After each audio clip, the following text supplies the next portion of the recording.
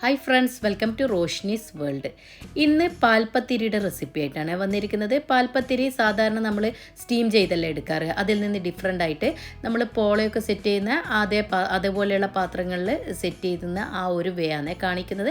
അപ്പോൾ ഇത് നിങ്ങളൊന്ന് ഉണ്ടാക്കി നോക്കിയിട്ട് ഇതിനെക്കുറിച്ചുള്ള അഭിപ്രായം അറിയിക്കുക. അതുപോലെ ഇത് കണ്ടുകൊണ്ടിരിക്കുമ്പോൾ ആരെങ്കിലും ആദ്യമായിട്ടാണ് എൻ്റെ ചാനൽ കാണുന്നതെങ്കിൽ ലൈക്ക് ചെയ്യാനും സബ്സ്ക്രൈബ് ചെയ്ത് സപ്പോർട്ട് കൂടെ തരണേ. അപ്പോൾ ടേസ്റ്റ് ഈസി ആയിട്ടുള്ള പാൽപ്പത്തിരി എങ്ങനെ ഉണ്ടാക്കുന്നതെന്ന് നോക്കാം. അതിനായിട്ട് ഒരു ടേബിൾ സ്പൂൺ ഗീ ഒരു പാനിലേക്ക് ഒഴിച്ചു കൊടുക്കുന്നുണ്ട്. ആദ്യം തന്നെ കാഷ്യൂ റൈസിൻസ് ഒന്ന് വറുത്തെടുക്കാൻ തന്നെ.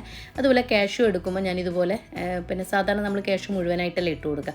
ഞാനിതുപോലെ ഇങ്ങനെ പിളർത്തിയാണ് എടുത്തിട്ടുള്ളത്. കാരണം അതിൽ സെറ്റ് ചെയ്തെടുക്കുമ്പോൾ അതിൻ്റെ ടോപ്പ് ലെയറിൽ വെച്ച് കൊടുക്കുന്നത്. അപ്പോൾ അത് പതിഞ്ഞിരിക്കാൻ വേണ്ടിയിട്ടാണ് ഇതുപോലെ അതിനിങ്ങനെ രണ്ട് പിളർപ്പാക്കി എടുക്കുന്നത്. അത് പ്രത്യേകം പറയുന്നത് എന്താണെന്ന് പറഞ്ഞാൽ നമ്മൾ അതിനെ മുകൾ ഭാഗത്ത് മാത്രമേ വെച്ച് കൊടുക്കുന്നത്, ലെയറിലൊന്നും ഇട്ട് കൊടുക്കുന്നില്ല കേട്ടോ.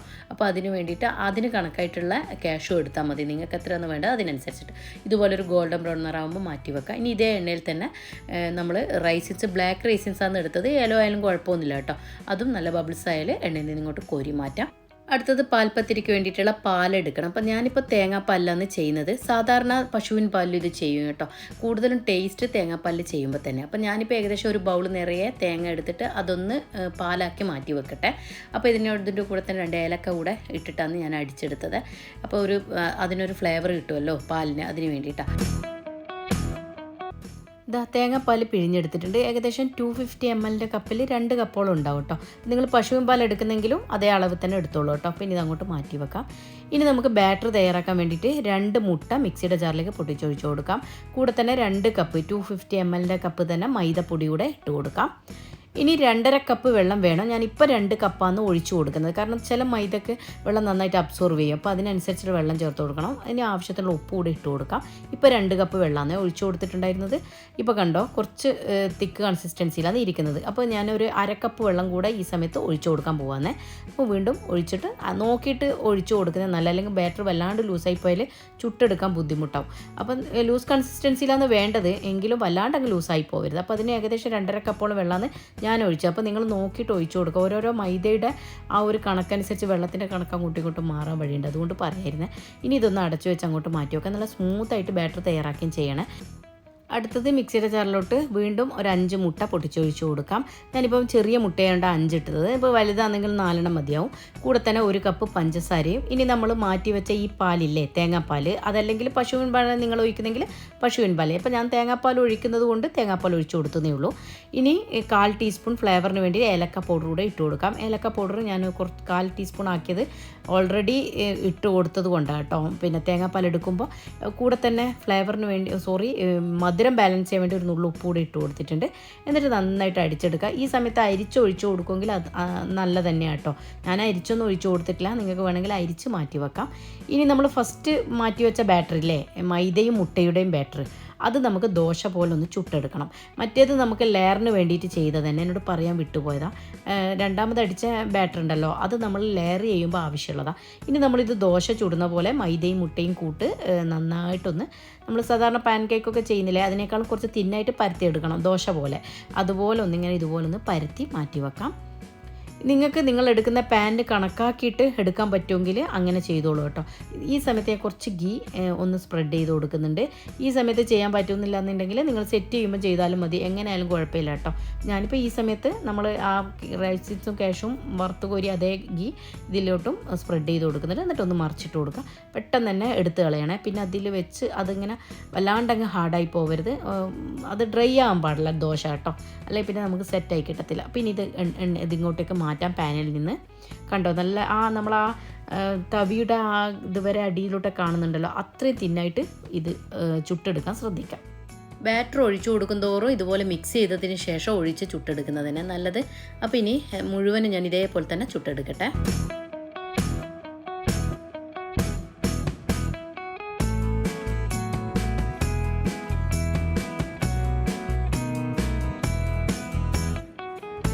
ഇപ്പോൾ ഇതാ ദോശ മുഴുവനും ചുട്ടെടുത്തിട്ടുണ്ട്. ഇതേപോലെ നല്ല തിന്നായിട്ട് തന്നെ ചുട്ടെടുക്കാൻ ശ്രദ്ധിക്കണേ. അപ്പോഴാണ് നമുക്ക് പെർഫെക്റ്റ് ആയിട്ട് ആയി കിട്ടുള്ളൂ. അതുപോലെ നമ്മൾ ഏത് പാത്രത്തിലാണോ സെറ്റ് ചെയ്യുന്നത് ആ പാത്രത്തിന് കണക്കാക്കിയിട്ട് കഴിയുമെങ്കിൽ നിങ്ങൾക്ക് ചുട്ടെടുക്കുന്നത് നല്ലത്. ഞാൻ അധികവും ചെയ്യാറ് ചുട്ടതിന് ശേഷം നമ്മൾ ഏത് പാത്രത്തിലാണോ സെറ്റ് ചെയ്യുന്നത് അതിന് കണക്കാക്കി കട്ട് ചെയ്ത് മാറ്റാമെന്ന് ഞാൻ ചെയ്യാറ് കേട്ടോ, റൗണ്ട് ഷേപ്പിൽ. അതുപോലെ സാധാരണ നമ്മൾ ഇതുപോലെ കേക്ക് ടിന്നിലോ അതല്ലെങ്കിൽ പിന്നെ ഏതെങ്കിലും സ്റ്റീൽ പാത്രത്തിലൊക്കെ അല്ലേ പാൽപ്പത്തിരി സെറ്റ് ചെയ്തെടുക്കാറ്. അപ്പോൾ ഞാൻ അതിൽ നിന്ന് ഡിഫറെൻ്റ് ആയിട്ടാണ് ചെയ്യുന്നതെന്ന് പറഞ്ഞല്ലോ. അപ്പോൾ നിങ്ങൾക്ക് ചെയ്യണമെങ്കിൽ അഥവാ നിങ്ങൾ സ്റ്റീം ചെയ്യാൻ ഉദ്ദേശിക്കുന്നെങ്കിൽ ഇതുപോലൊരു പിന്നെ കേക്ക് ടിൻ എടുത്തിട്ട് ഇതിലോട്ട് ലെയറാക്കിയിട്ട് ഞാൻ എങ്ങനെയാണോ ഇതിൽ ചെയ്യാൻ പോകുന്നത് അതേ പിന്നെ മെത്തേഡ് തന്നെ ഇതിൽ ചെയ്താൽ മതി കേട്ടോ. പിന്നെ ലെയറാക്കി ചെയ്യാം. പക്ഷേങ്കിൽ നമ്മൾ സ്റ്റീം ചെയ്യാൻ പോകുമ്പോൾ ഇതിൻ്റെ മുകളിലോട്ടൊരു ഫോയിൽ പേപ്പർ വെച്ചിട്ട് ഒന്ന് കവർ ചെയ്ത് കൊടുത്തിട്ട് അതിൻ്റെ മുകളിലോട്ട് ഓരോ ഡോട്ട് ഇട്ട് കൊടുക്കുക. ആ ഫോയിൽ പേപ്പർ നമ്മൾ ആവി പുറത്ത് പോകാൻ വേണ്ടിയിട്ട് കേട്ടോ. അപ്പോൾ എന്നിട്ട് അത് നമ്മൾ സ്റ്റീമറിൽ വെച്ചിട്ട് എന്ന് വെച്ചാൽ ഇഡ്ഡലി തട്ടിലോ അങ്ങനെ വെച്ചിട്ട് സ്റ്റീം ചെയ്തെടുത്താൽ മതി. പക്ഷേ ഞാൻ ചെയ്യുന്നത് ഞാൻ പറഞ്ഞല്ലോ വേറൊരു വേ ആണ്. കാരണം നമ്മൾ സാധാരണ പോളയൊക്കെ സെറ്റ് ചെയ്യുന്നില്ല അതേപോലെ സെറ്റ് ചെയ്തെടുക്കാമെന്ന് ഞാൻ ചെയ്യുന്നത്. എനിക്ക് കുറച്ചുകൂടെ ബെറ്ററായിട്ട് തോന്നിയത് ഇങ്ങനെ ചെയ്യുമ്പോഴാണ്. അല്ലാതെ സ്റ്റീം ചെയ്യുമ്പോൾ അതൊരു വല്ലാണ്ട് ഒരു വെള്ളമൊക്കെ കയറിയ പോലെ ഉണ്ടാവും. ഇതാകുമ്പോൾ നല്ല പെർഫെക്റ്റ് ആയിട്ട് കിട്ടും. ഇനി ഞാൻ പറഞ്ഞതുപോലെ ദോശ ഒന്ന് കട്ട് ചെയ്തിട്ട് അത് എടുക്കുന്ന പാത്രത്തിന് കറക്റ്റാക്കി എടുക്കാൻ നോക്കാം. ഞാനിപ്പോൾ അതെല്ലാം ഒരുപോലെ കട്ട് ചെയ്ത് മാറ്റി വെച്ചിട്ടുണ്ട്. ഇനി ഇതിൽ നിന്ന് ഒന്നെടുത്തിട്ട് അതിൻ്റെ നല്ല ഭാഗം ഉണ്ടല്ലോ അത് അടിഭാഗത്താക്കിയിട്ട് പാത്രത്തിലേക്ക് അങ്ങ് ഇട്ട് കൊടുക്കാം. ഈ സമയത്ത് ഞാൻ തേങ്ങാപ്പാൽ ഒഴിച്ചു കൊടുക്കുന്നില്ല. ചിലർ ഒഴിച്ചു കൊടുക്കുന്ന കാണാം താഴത്തെ ഭാഗത്ത്. പക്ഷേങ്കിൽ തേങ്ങാപ്പാലായതുകൊണ്ട് പെട്ടെന്ന് അത് കരിഞ്ഞു പോകാൻ വഴിയുണ്ട്. അതുകൊണ്ട് ഞാൻ താഴത്തെ ഭാഗത്ത് തേങ്ങാപ്പാൽ ഇടാതെയാണ് ആ ദോശ ഇട്ട് കൊടുക്കുന്നത്. അതിൻ്റെ മുകളിലേക്കാണ് പിന്നെ കുറച്ച് ഗീ ഒന്ന് സ്പ്രെഡ് ചെയ്ത് കൊടുക്കും. അതിനുശേഷം ഇതിൻ്റെ മുകളിലേക്ക് നമ്മൾ മാറ്റി വെച്ച പിന്നെ ബാറ്ററി ഇല്ലേ അത് ഒഴിച്ചു കൊടുക്കാറാണ് പതിവ്. ഇനി മുട്ടയും തേങ്ങാപ്പാലും കൂടിയിട്ട് അടിച്ചു വെച്ച ഈ ബാറ്ററി ഇല്ലേ ഇത് നമ്മൾ ഈ വെച്ച് കൊടുത്ത ദോശയുടെ മുകളിലിട്ട് ഒരു സ്പൂൺ ഒഴിച്ചു കൊടുത്തിട്ട് 1.5 ടീസ്പൂൺ ടേബിൾ സ്പൂൺ ഒഴിച്ചു കൊടുത്തിട്ട് അതിൻ്റെ മുകളിലായിട്ട് വീണ്ടും ഒരു ദോശ ഒന്ന് സ്പ്രെഡ് ചെയ്ത് കൊടുക്കണം അതിനെല്ലാ ഭാഗത്താക്കിയിട്ട്. എന്നിട്ട് വീണ്ടും ഒരു ദോശ അതിൻ്റെ മുകളിലേക്ക് ഇട്ട് കൊടുക്കാം. ഞാൻ പറഞ്ഞതുപോലെ നിങ്ങൾ കറക്റ്റ് പാകത്തിന് കട്ട് ചെയ്തെടുക്കാൻ നോക്കിയാൽ മതി. അപ്പോൾ കറക്റ്റ് പാകത്തിന് തന്നെ ആ പാത്രത്തിൽ അങ്ങ് കറക്റ്റായി കിട്ടിക്കോളും. ഇനിയെല്ലാം ഞാൻ ഇതേപോലെ തന്നെ ലെയറാക്കിയിട്ട് ഒന്നുമില്ല ദോശ ഇടുക പിന്നെ തേങ്ങാപ്പാൽ ഒഴിക്കുക അതിൻ്റെ മുകളിൽ ദോശ ഇടുക അങ്ങനെ ലെയറാക്കി ചെയ്ത് കൊണ്ടുവരാം. ലാസ്റ്റ് ഞാൻ കാണിച്ചു തരാം കേട്ടോ.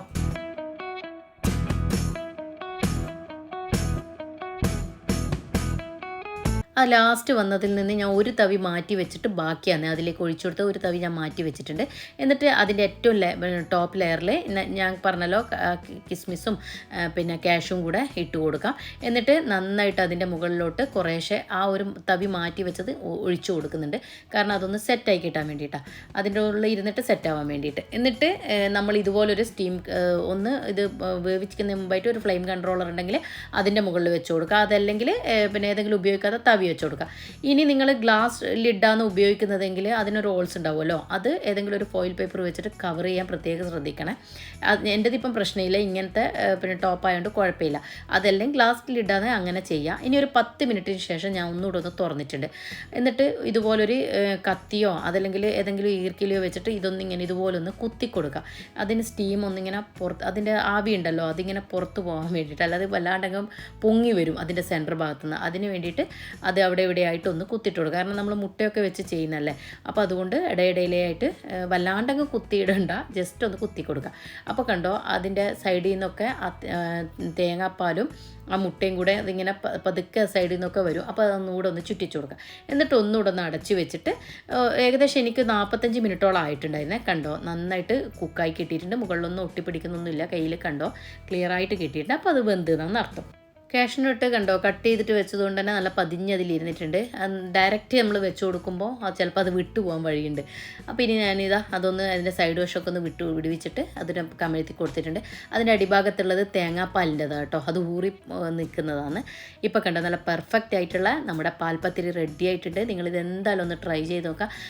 നമ്മൾ സ്റ്റീം ചെയ്തെടുക്കുന്നതിനേക്കാളും കുറച്ചുകൂടെ എനിക്ക് ബെറ്ററായി തോന്നിയിട്ടുണ്ട് ഇങ്ങനെ ചെയ്യുമ്പോൾ. സ്റ്റീം ചെയ്യുമ്പോൾ അതൊരു എന്താ പറയുക വഴുവഴുപ്പ് പോലെ ഉണ്ടാവാറില്ലേ അതൊന്നും ഇല്ലാതെ നല്ല പെർഫെക്റ്റ് ആയിട്ട് തന്നെ ആയി കിട്ടിയിട്ടുണ്ട്.